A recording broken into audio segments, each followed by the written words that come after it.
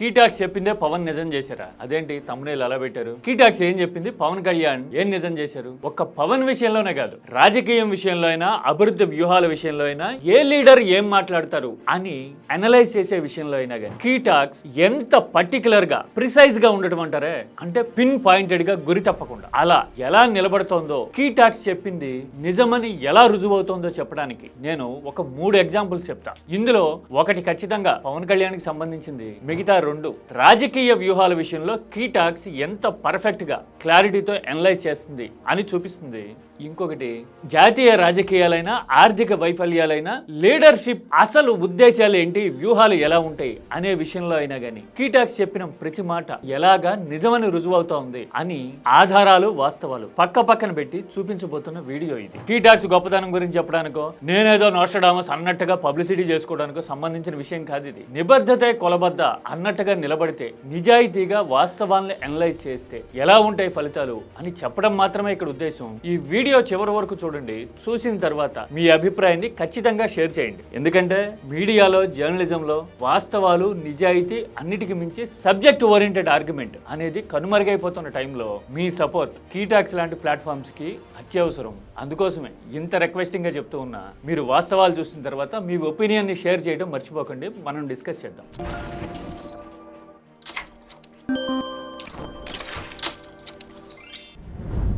కీటాక్స్ ఏం చెప్పింది, పవన్ కళ్యాణ్ ఏం నిజం చేశారు? పాయింట్ నెంబర్ 1 ఏంటో తెలుసా? పవన్ కళ్యాణ్ ఈ మధ్యకాలంలో కులాల గురించి, దట్టు కమ్మ కాపు వైరుధ్యాల గురించి చాలా ఆవేశంగా మాట్లాడడం చూసాం. ఒక వారం రోజులు, అంతకంటే 1-2 రోజులు ఎక్కువ అయ్యింది అంతే. వెరీ రీసెంట్ కాపు నాయకుల్ని, ఆలోచన పరుల్ని ఆయన సవాల్ చేశారు. మీకంత సత్తు ఉంటే గనక సొంతంగా పార్టీ పెట్టుకుని కాపు ఓట్లు సాధించి గెలవండి చూద్దాం అని సవాల్ విసిరారు కదా. నువ్వు పని చేయండి, మీరు ముఖ్యమంత్రి అభ్యర్థిగా మీరు ప్రకటించుకోండి, మీరు నిలబడండి, మీరు ముఖ్యమంత్రి అయిపోయిన సంతోషం. ఎస్, ఇదిగో ఇలాగే నేను ఈ వీడియోలో అసలు అలా మాట్లాడడం వెనుక వ్యూహం ఏంటి అనే విషయాన్ని ఎక్స్ప్లెయిన్ చేశా. ఆ తర్వాత ఇదే వీడియోలో అసలు చుట్టూ కమ్మలుంటారు పవన్ కి, పవన్ ఎప్పుడు టీడీపీ ప్రయోజనాల కోసమే పాకులాడుతున్నాడు అని కాపుల్లో చాలా మంది మాట్లాడుతూ ఉన్నారు. ఎంతమంది కాపు ఎమ్మెల్యేలు గెలవలా అని చెప్తూ నాదెండ్ల మనోహర్, లింగమనేని రమేష్ లాంటి పేర్లు కొన్ని కోట్ చేశారు. ఆ సందర్భంగా నేను ఒక మాట అన్నా, అది చూడండి. ఇప్పుడు రాజ్యసభ సీట్ల భర్తీ జరగబోతోంది. ఏపీ నుంచి 3 సీట్లు టీడీపీ తీసుకుని 1 పవన్ కళ్యాణ్కి ఇచ్చే అవకాశం ఉంది. బహుశా ఆ 1 సీట్ని పవన్ సన్నిహితుడు లింగమనేని రమేష్ కి ఇవ్వాలని డిసైడ్ అయినట్టున్నారు. ఎస్, చూశారు కదా. ఇలా కమ్మ కాపు పేరుతో పవన్ ఎందుకు మాట్లాడుతున్నారు అంటే, త్వరలో రాజ్యసభ సీట్ల భర్తీ జరగబోతా ఉంది. 1 సీటు పంపకాల్లో భాగంగా జనసేనకి ఇచ్చేందుకు టీడీపీ సూత్రప్రాయంగా ఆల్రెడీ అంగీకరించేసింది. ఆ సీటు లింగమనేని రమేష్ కి ఇచ్చేందుకు పవన్ గ్రౌండ్ రెడీ చేసుకుంటున్నారు. అందుకోసమే కులాల మీద ఇలా ఎమోషనలైజ్ చేసేందుకు మాట్లాడారు అని నేను చెప్పున్నా. చుట్టూ కమ్మలే ఉన్నారని మాట్లాడతారండి అని సొంత సామాజిక వర్గాన్ని, చుట్టూ ఉన్న వాళ్ళని ముందుగానే సైలెంట్ చేసేందుకు, వాల్యూమ్ తగ్గించేందుకు తన వంతు ప్రయత్నంగా ఈ మాట అన్నారా అని అనిపిస్తూ ఉంది. కాదంటానికి కారణాలు కనపడవు కదా. బహుశా అతి త్వరలోనే తెలిసిపోతుంది దీనికి సమాధానం. లింగమనేని రమేష్ కి ఇచ్చారు అంటే ఈ మాటల వెనక కారణం అదే అనే విషయం మనకు అర్థమైపోతుంది. ఇదిగో అక్కడ డేట్ కనపడతా ఉంది, చూసారా? డేట్ ఉంది ఇందులో. సరిగ్గా అదే మాట నిజం అని చెప్పి ఇదిగోండి లింగమనేని రమేష్ రాజ్యసభ అభ్యర్థిత్వాన్ని ఖరారు చేస్తూ జనసేన అఫీషియల్ గా లెటర్ రిలీజ్ చేసింది కదా. ఇదిగో చూడండి, ఈ 2 డేట్లకి మధ్య ఎంత గ్యాప్ ఉంది అంటే, రాజ్యసభ సభ్యత్వం విషయంలో తీసుకోబోయే నిర్ణయానికి పూర్వరంగాన్ని సిద్ధం చేసుకునేందుకు పవన్ అప్పుడు కులాల గురించి మాట్లాడారు. అంతే కదా. వారం రోజుల ముందే అలా మాట్లాడుంటే గనక ఆయన సమర్థించే వాళ్ళు, వ్యతిరేకించే వాళ్ళ మీద ఎదురుదాడి చేసేందుకు సిద్ధపడతారు. వ్యూహాత్మకంగా పవన్ కళ్యాణ్ ఎలాగ రాజకీయాల విషయంలో, కులాల విషయంలో అడుగేస్తున్నారు అని చెప్పడానికి ఇది తిరుగులేని నిదర్శనం. ఆ పవన్ తడవకో మాట మాట్లాడేస్తారు అని చాలా మంది అంటూ ఉంటారు. అలా మాట్లాడితే మాట్లాడుండొచ్చు చాలా విషయాల మీద, కానీ ప్రతి మాట వెనక ఒక లెక్క ఉంటుంది అనే విషయాన్ని కీటాక్స్ డీకోడ్ చేసి చెప్పింది. అదే మాట నిజమని పవన్ కళ్యాణ్ నిర్ణయం నిరూపించింది కదా. అవునా కదా? ఇది ఫస్ట్ ఇన్స్టెన్స్. రెండోదేంటి, పవన్ కళ్యాణ్ తెలంగాణ అవతరణ దినోత్సవం నాడు హైదరాబాద్లో మీడియాతో మాట్లాడిన తీరు మీద 2 రాష్ట్రాల్లోనూ చర్చ జరిగింది కదా. అసలు పవన్ కళ్యాణ్ మీద ఎదురుదాడి చేసేస్తున్నారు, అసలు ఇలా ఉండకూడదు, 2 రాష్ట్రాలు కలిసి ఉండాలి అని చంద్రబాబు కూడా పవన్ కళ్యాణ్ ని సమర్థిస్తూ మాట్లాడారే తప్ప, అసలు ఉన్నట్టుండి 12 ఏళ్ల తర్వాత పవన్ కళ్యాణ్ అవతరణ దినోత్సవం నాడు తెలంగాణలో భావావేశాన్ని గాని, భావజాలాన్ని గాని ఎందుకు పోక్ చేయాలి, పోక్ చేయడం కరెక్టేనా, అసలు 12 ఏళ్లుగా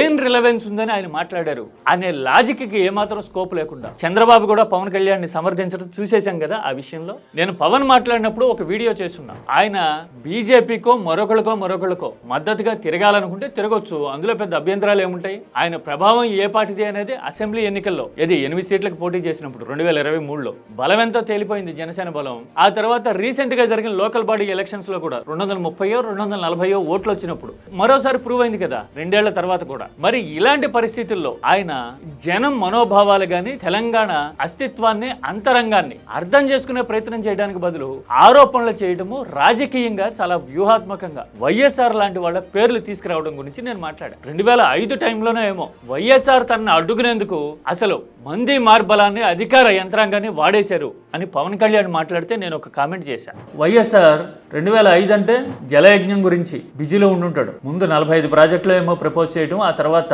ఆ నెంబరు పెంచుకుంటూ పోవడము, వ్యవసాయ ఆధారిత విధానాలు తీసుకురావడం లాంటి వాటి మీద. ఎందుకంటే అధికారంలోకి వచ్చిన కొత్త కదా, ఆయన పనిచేస్తుండే నిరంతరం. అధికారంలోకి వచ్చిన తర్వాత రాజకీయ ప్రకటనలు చేసేవాడు తక్కువ. ఎస్, చూశారు కదా ఆ టైంలో అసలు వైఎస్ఆర్ పవన్ కళ్యాణ్ మీద కాన్సన్ట్రేట్ చేసేంత సమయం ఉన్నవాడా, ఆయన ఏం చేస్తూ ఉన్నాడు అని నేను డీటెయిల్డ్ గా మాట్లాడే కదా. ఇదే విషయం మీద వైఎస్ఆర్ ఆంతరంగికుడు ఆప్తమిత్రుడు కేవీపీ రామచంద్రరావు పవన్ కి ఒక లేఖ రాశాడు. ఆ లేఖలో సరిగ్గా ఇదే విషయాన్ని ప్రస్తావించారు. ఇదిగో ఇక్కడ చూడండి. ఎస్ అంటే వైఎస్ఆర్ ని దశాబ్దాల తరబడి దగ్గరగా చూసిన వాడు, ఆయన భావజాలాన్ని రాజకీయాన్ని ఆలోచన సరళిని ఆకలింపు చేసుకున్నవాడు కేవీపీ రామచంద్రరావు కదా. ఆయనే ఇలాగా కీటాక్స్ మాట్లాడిన ధోరణిలోనే అంత సేమ్ లైన్ అంటారే అలాగే రియాక్ట్ అవ్వడాన్ని చూసిన తర్వాత కీటాక్స్ ఎంత ప్రాక్టికల్ గా రాజకీయాన్నే కాదు మనస్తత్వాలను కూడా అర్థం చేసుకుంటుంది, అనలైజ్ చేస్తుంది అనే విషయం ఆధారాలతో సహా రుజువైనట్టు కదా. ఇదిగో ఇక్కడ డేట్లు పెడుతున్నా చూడండి. కీటాక్స్ ఎప్పుడు మాట్లాడింది, కేవీపీ లేఖ ఎప్పుడు రిలీజ్ అయింది. ఎస్, ఇది రెండో ఉదాహరణ. రాష్ట్ర రాజకీయాలకి కుల సమీకరణలకి లేదంటే రాజకీయ వ్యూహాలకు సంబంధించిన విషయాలే కాదు, జాతీయ స్థాయిలో కూడా కీటాక్స్ వరుసగా ఆర్థిక విధానాలపైన, నాయకత్వ సరళిపైన, దేశానికి తగులుతున్న ఎదురు దెబ్బలపైన వరుసగా మాట్లాడుతూ ఉన్నాం కదా ఈ మధ్యన. అందులో కూడా ప్రతి విషయం ఎలా రుజువవుతోంది అని చెప్పడానికి నేను ఒక తిరిగిలేని ఎగ్జాంపుల్ చూపిస్తాను. తృణమూల్ ప్రస్తుతం ఉన్న పరిస్థితిని బట్టి చూస్తే బీఆర్ఎస్ కి వైసీపీకి కొన్ని పోలికలు ఉన్నాయి, కొన్ని డిఫరెన్సెస్ కూడా ఉన్నాయి.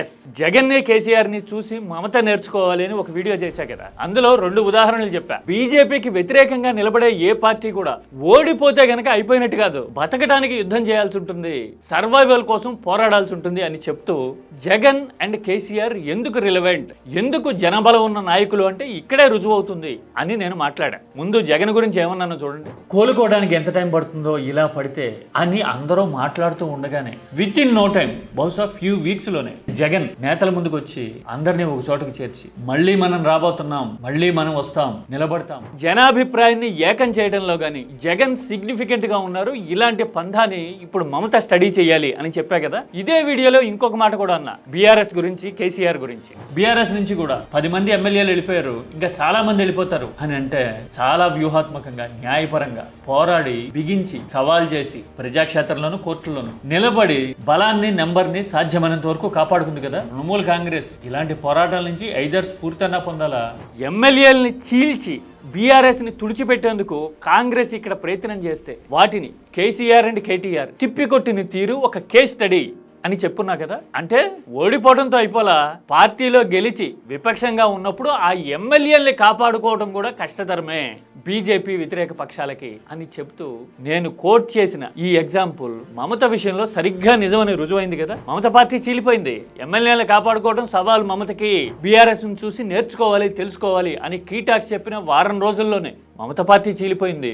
టీఎంసీ శాసనసభాపక్ష నేతగా, ప్రతిపక్ష నాయకుడిగా మమత బహిష్కరించిన నాయకుడు ఎందుకయ్యారు ఇప్పుడు అంటే బెంగాల్ అయినా కేంద్ర స్థాయి రాజకీయ వ్యూహాలనైనా కీటాక్స్ ఎంత ప్రిసైజ్ గా, పర్ఫెక్ట్ గా అండ్ ప్రాక్టికల్ గా అనలైజ్ చేస్తుంది అని చెప్పడానికి ఇది మరో ఉదాహరణ కదా. ఈ 3 ఉదాహరణలు కూడా ఎప్పుడో చరిత్ర పూర్వయుగంలో జరగల, అన్ని రీసెంట్ గా గత వారం 10 రోజుల్లో మాత్రమే జరిగినాయి. ఇలా రోజువారీ పరిణామాలైన, రాజకీయ వ్యూహాలైన, అభివృద్ధికి సంబంధించిన ఆలోచనలైన, అన్నిటికీ మించి చారిత్రక పరమైన వాస్తవాలు శిలాశాసనంలా కనిపించే హిస్టారికల్ ఫ్యాక్ట్స్ విషయంలో అయినా కానీ కీటాక్స్ ఎప్పుడు రాజకీయ జెండాలు మోయడమో, ఎజెండాలు భుజాన వేసుకోవడమో కంటే వాస్తవాలు చెప్పాలని, నిజాలు మాట్లాడాలని, అన్నిటికీ మించి జనం అభిప్రాయాలు ప్రివైల్ కావాలని, వర్ధిల్లాలని కోరుకుంటుంది. ఆ మాట చెప్పడానికి ఈ 3 రీసెంట్ ఉదాహరణలు ఒక నిదర్శనం. నేను మొదట్లోనే చెప్పా కదా, ఇలాంటివి ఇప్పుడు ఎందుకు గుర్తు చేస్తున్నాను అంటే జర్నలిజంలో అయినా, మీడియాలో అయినా వాస్తవాల ఆధారంగా నిక్కచ్చిగా, నిఖార్సుగా నిలబడే తీరు, జనం వైపు నుంచి ఆలోచించే తత్వం అడుగంటిపోతూ ఉన్నాయి, బొత్తిగా నల్లపూసలైపోతున్నాయి. అందుకోసమే